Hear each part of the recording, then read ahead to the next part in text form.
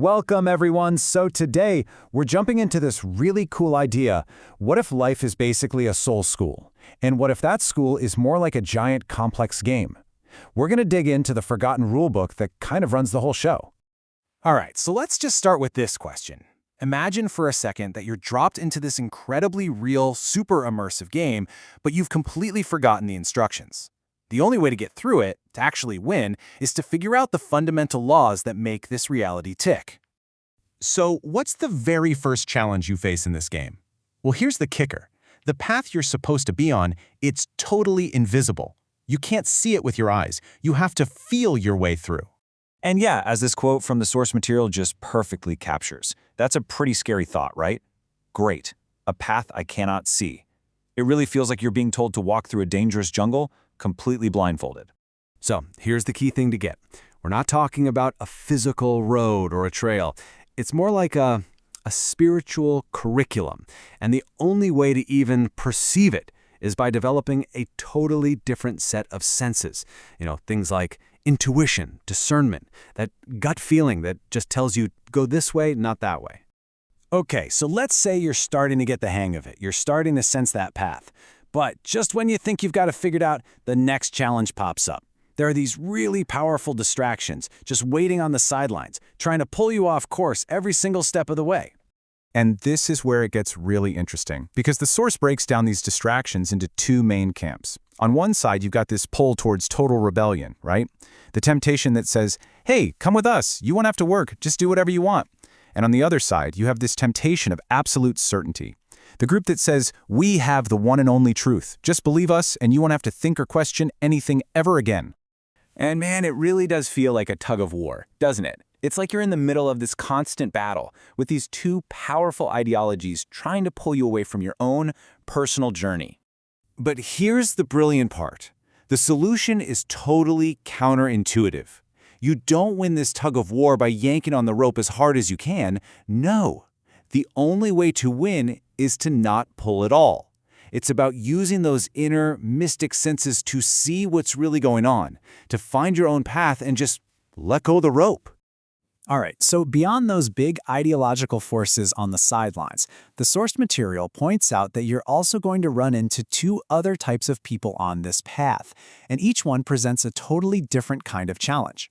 First up, you have the asleep. You can think of these as the souls who've basically just checked out. They've decided it's way easier to trade their freedom for laziness and just get lost in a comfortable fantasy world instead of doing the hard work of, actually growing. And then, on the complete opposite end of the spectrum, you've got the selfish.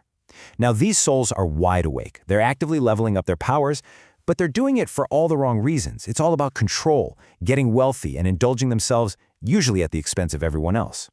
And this quote really throws a wrench in the works when it comes to dealing with the selfish. Forgiving the fox for eating one of your chickens will guarantee his return the next night.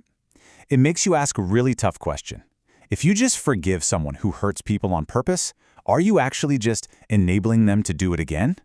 So, according to the source, the real mission here is a lot more complex than just forgiveness.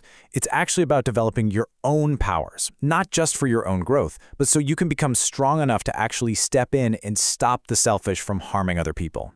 And I love this because it completely reframes the whole journey. Suddenly, it's not just about passing some cosmic test for yourself. It's about becoming a guardian, a force for good. It basically transforms the whole thing from a school assignment into your superhero origin story. Okay, so we've covered the invisible path and the different players on the board. Now, let's get to the real heart of this explainer, the actual rulebook for this game. Because it turns out this reality isn't run by just one set of rules. No, there are 3 totally different layers of law, and they're all active at the exact same time. And understanding this hierarchy is absolutely crucial. So at the very bottom, you've got man-made laws. Think of traffic laws or tax codes. They're flexible, they often conflict, and let's be honest, you only get in trouble if you get caught, right? Then above that, you have natural laws.